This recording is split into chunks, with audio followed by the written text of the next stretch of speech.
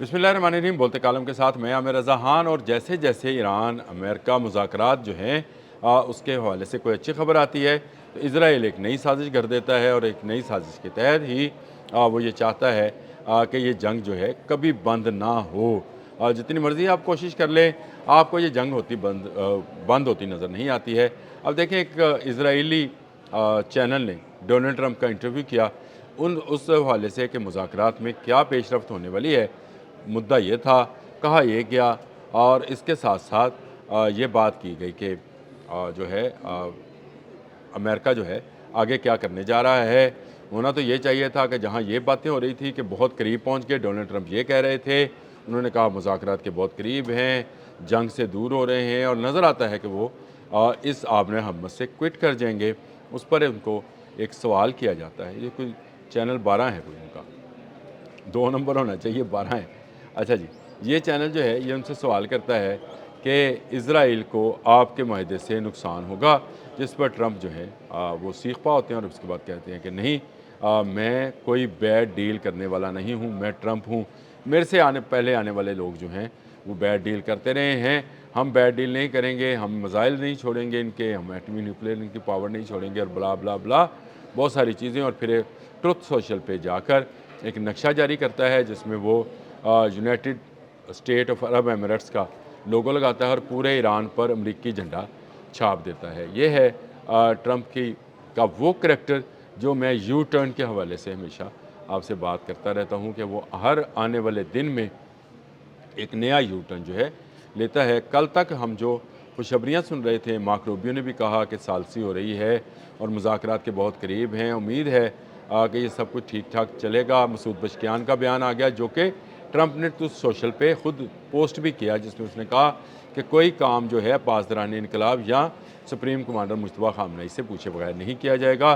सुलह की तरफ कदम बढ़ाए जा रहे हैं। फिर आपको न्यूयॉर्क टाइम्स समेत बहुत सारे मीडिया हाउसेस से, अल अरेबिया से भी इवन ऐसी खबरें आना शुरू हो गई कि मुज़ाकरात के बहुत करीब पहुंच गए हैं। कुछ शिकें भी आ गई कि 60 दिन के लिए जंग बंदी होगी, इस दौरान आपने हमस खुली रहेगी और तजारत इसमें चलती रहेगी। लेकिन फिर ईरानी पासदारान की तरफ से आ गया कि ये तो भाई गलत है कि हम आपने हमस को 28 फरवरी से पहले वाली पोजीशन पर लेकर आएंगे। हमारे ज़ेर इंतज़ाम ही आपने हमस खुली रहेगी, यानी हम जिसे कहेंगे वो चला जाएगा, हम जिसे कहेंगे रोक लेगा। फिर अमेरिकन सदर का आ गया कि ब्लॉकेड है। आप मुझे बताएं, ये इतनी खबरें हैं, मैं सिर्फ एक दिन के वक्फे से आया हूँ, मैं अगर इसी को सिर्फ बोलना शुरू करूँ, इनकी जो लाइंस हैं बोलना शुरू करूँ तो मुझे घंटों लगेंगे कि किस तेज़ी के साथ डेवलपमेंट्स जो थी हो रही हैं और हो रही थी। लेकिन सारे मामला जो हैं ये जंग की तरफ जाते नज़र आते हैं। ऐसा लगता है जैसे ट्रंप जो हैं एक वक्त में एक जानब उनके जो है वो कोई मसीहा टाइप का कोई शख्स जो है वो छपा होता है, और कार्ड के दूसरी तरफ जो है उसके सींग निकल आते हैं। या उल्टा करें तो जैसे वो बचपन में हम हमारे पास कार्ड्स हुआ करते थे, वो एक तरफ करते थे तो लड़का था, दूसरी तरफ करते तो सिख था। सिख बरादरी को नहीं कह रहा, लेकिन उस कार्ड की शक्ल ऐसी बनी होती थी कि उसको एक तरफ करके देखें तो बच्चा नज़र आता था, उसको उल्टा दें उलट दें तो वो सिख नज़र आता था। तो ट्रंप एक ऐसा ट्रंप कार्ड है जो एक तरफ से आपको अच्छा इंसान नज़र आता है और दूसरी तरफ से आपको हूरमत या जिसको अहमक इंसान कह सकते हैं वो नज़र आते हैं। उनके फ़ैसले जो हैं जज्बाती हैं, और उनके फ़ैसलों की जो है कोई वो अपने फ़ैसलों की पासदारी भी नहीं करते हैं, और हमेशा जो है कुछ कहने के बाद उलट करते हैं। इसी से स्टॉक एक्सचेंज ऊपर नीचे जाती है, पेट्रोल ऑयल की प्राइसेस जो हैं वो ऊपर नीचे जाती हैं, और कहा यह जाता है कि बहुत सारी कंपनीज जो हैं वो ट्रंप के इन बयानात के नतीजे में अरबों खरबों डॉलर्स कमाती हैं। ये बात 100% ठीक है कि बहुत सारी कंपनीज़ ने इसका है, और इसमें ब्लूमबर्ग की पूरी एक रिपोर्ट पड़ी है। आप जाएं और ज़रा देखें कि ट्रंप के फ़ैसलों के बाद कैसे उतार चढ़ाव करके जो है पैसा निकाला गया।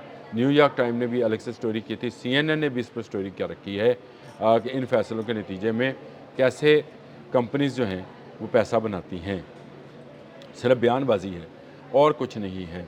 इस बयानबाजी का नतीजा ये है कि आज जो है कोई इत्मीनान नहीं कर रहा ट्रंप पर, और ट्रंप जो है उसने इजरायली मीडिया को इंटरव्यू देते हुए इस बात का वाशगाफ अल्फाज में कह दिया کہ جو مذاکرات ہیں وہ اسی صورت میں ہو سکیں گے جو کہ اسرائیل کے لیے نقصان دہ، یعنی جو اسرائیل کا مطالبہ ہے کہ ایران کو نیوکلیئر پاور نہیں ہونا چاہیے، اور نیوکلیئر پاور اتنا بھی نہیں ہونا چاہیے، یہ بھی بات ذہن میں رکھیں کہ اس سے وہ بجلی بنا سکے، یعنی یورینیم کو جو 3-4-5% افزودہ کر کے بجلی بنائی جاتی ہے اس قابل بھی نہیں چھوڑنا، تمام کے تمام ریئیکٹرز جو ہیں ان کو اپنی نگرانی میں زمین بوس کر دیا جائے۔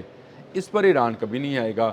مسعود پزشکیان نے بالکل ٹھیک کہا کہ جو ان کے جو ہیں لیڈر ہیں مجتبیٰ خامنئی، وہ سپریم لیڈر جو ہیں ان کی اجازت کے بغیر وہ کوئی معاہدہ اس طرح نہیں کر سکتے۔ ہاں وقتی جنگ بندی ہوگی، مستقل جنگ بندی نہیں ہے۔ اگر آپ فارسی یا جو ایرانی میڈیا ہے اس کو دیکھیں اور آپ ایک طرف امریکن یا یورپین میڈیا کو دیکھیں تو آپ کو فرق صاف نظر آتا ہے بیانات میں اور باتوں میں۔ ایسے لگتا ہے جیسے دونوں طرف جو ہے مائنڈ گیم جاری ہے، ایک دوسرے کے نروز کا امتحان لیا جا رہا ہے۔ ایرانیوں نے 40 روزہ جنگ میں اپنے نروز، اپنے مسلز دکھائے ہیں، امریکہ اور اسرائیل اس میں ناکام رہے ہیں، اور اب امریکہ جب بھاگنا چاہتا ہے اسرائیل اس کو بھاگنے نہیں دیتا ہے۔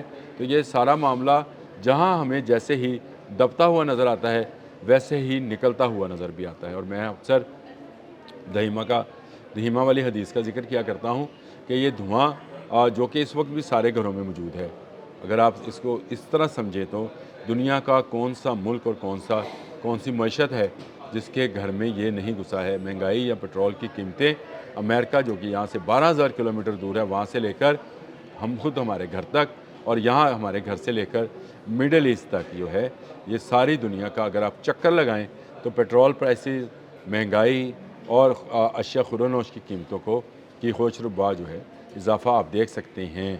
شاید ہی کوئی ملک بچا ہو، ایران سمیت، امریکہ سمیت، مڈل ایسٹ سمیت، اسرائیل سمیت تمام ملکوں میں یہ دھواں داخل ہو رہا ہے، اور کبھی کبھی یہ اس حدیث مبارکہ کے مطابق یہ آپ کو ختم ہوتا نظر آئے گا اور ایک دم سے فلیئر اپ ہو جائے گا، ایک دم سے دوبارہ سے نکل آئے گا اور دوبارہ سے دنیا کو حیران پریشان کرے گا۔ مجھے یہ معاہدہ جو ہے اس میں بالکل جو ممالک اس میں موجود ہیں وہ اس کو نیک نیتی سے کرانا چاہتے ہیں۔ پاکستان، قطر، سعودی عرب، تمام ممالک جو ہیں نیک نیتی کے ساتھ کوششیں کر رہے ہیں کہ ایران کو ایک بڑی تباہی سے اور دنیا کو ایک بڑی معاشی تباہی سے بچایا جا سکے، اس آگ کو ٹھنڈا کیا جا سکے جو ایران، امریکہ اور اسرائیل کے مابین بھڑک رہی ہے۔ اس آگ کے ٹھنڈا ہونے سے ہی پوری دنیا کی معیشت دوبارہ سے چلنا شروع ہوگی، آبِ ہمس کھلے گی تو دنیا میں پیٹرول پرائسز نیچے آئیں گی، اشیاء خوردونوش اور ادویات کی قیمتیں نیچے آئیں گی، اور دنیا دوبارہ سے امن کی طرف چلی جائے گی۔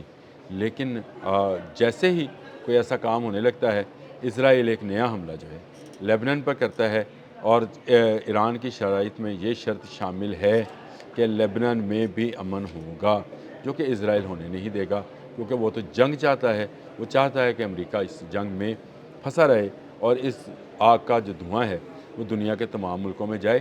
اسی میں یہودیوں کو فائدہ نظر آتا ہے۔ انتہائی مکار اور دھوکے باز قسم کی یہ قوم ہے۔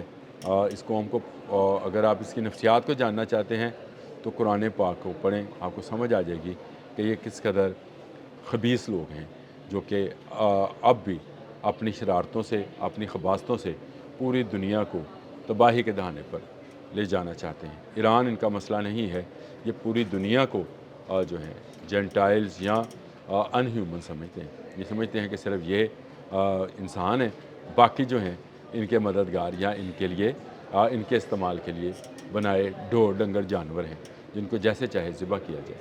یہ ایک الگ میتھولوجی ہے ان کی، اسرائیلیوں کی۔ اس پر بھی غور کیجیے گا، اور اس پر بھی غور کیجیے گا کہ یہ دہیمہ والی حدیث جو ہے اس کے مطابق یہ دھواں بند ہوتا نظر آئے گا تو دوبارہ پھیل جائے گا۔ اللہ پاک ہمیں امن دکھائیں، امن سے ہم رہیں، اور امن کے لیے پاکستان کی کوششیں جو ہیں وہ سرخرو ہوں، امن کا صحرا پاکستان کے سر سجے، یہ میری بھی دعا ہے، آپ بھی دعا کریں۔ اب تک کے لیے اتنا ہی، اللہ حافظ۔